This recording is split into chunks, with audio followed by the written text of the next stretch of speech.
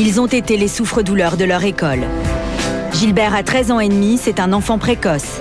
Ses performances intellectuelles et son look de premier de la classe ont suscité le rejet de la part de ses camarades. C'est allé si loin que sa mère a décidé de le déscolariser. Gilbert a accepté de revivre son calvaire devant nos caméras. Ça s'est passé dans un collège de la région parisienne. Pendant plusieurs mois, il a subi brimades, insultes et violences physiques.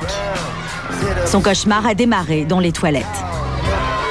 Là, c'est les toilettes des hommes. Je vais expliquer ce qui s'était passé.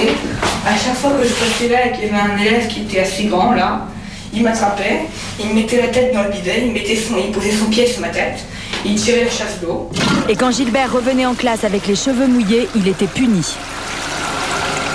Et si par malchance j'avais un cours avec un professeur qui ne m'aimait pas, après, il me consignait parce qu'il disait que j'avais fait exprès de mettre de l'eau sur la tête pour avoir un petit peu les cheveux à la mode. Et des toilettes, on passe maintenant à la salle de classe. Plusieurs fois, c'était aussi arrivé qu'ils m'ont obligé à m'asseoir de force dans cette poubelle. Alors comme j'étais un peu grand, j'arrivais à rentrer mais j'arrivais plus à sortir. Et ça a fait vraiment un quart d'heure de rigolade pour la classe. C'est vraiment ça. Aussi, une fois, ils s'amusaient à mettre des mégots sur les cheveux. Ils fumaient, ils jetaient les mégots sur mes cheveux. J'ai jamais vu ça, vraiment. Mais j'ai nulle part, dans aucune autre école. J'ai quand même aussi subi d'autres maltraitances dans d'autres écoles, mais ce n'est jamais allé jusque-là. Certains utilisaient même sa chaise pour immobiliser Gilbert. Comme ça, ils pouvaient mieux l'humilier. Là, en général, ils mettaient leurs pieds sur ma tête.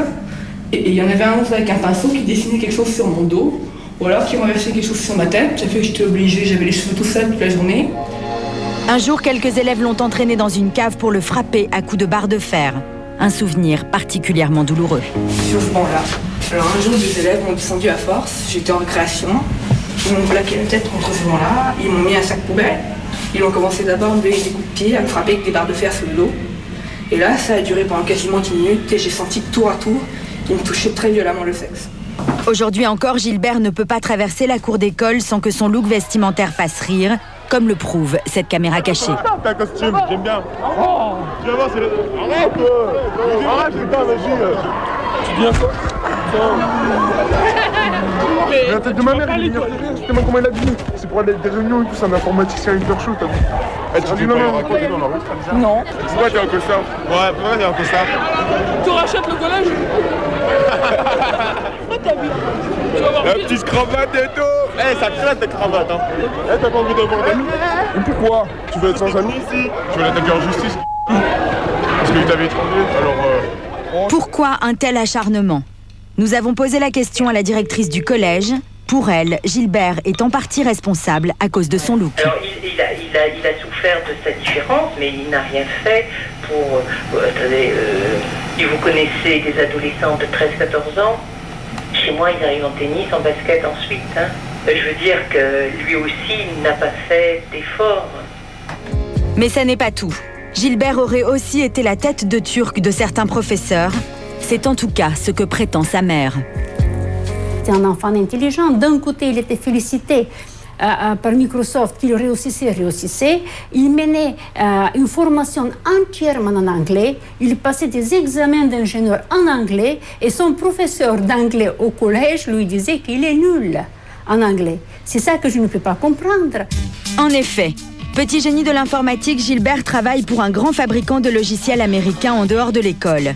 Cette situation suscite la jalousie. Solitaire, il n'a aucun ami. Son seul refuge, c'est sa chambre. Je vais vous présenter un petit peu ma chambre, que j'ai transformée en petit laboratoire en quelque sorte.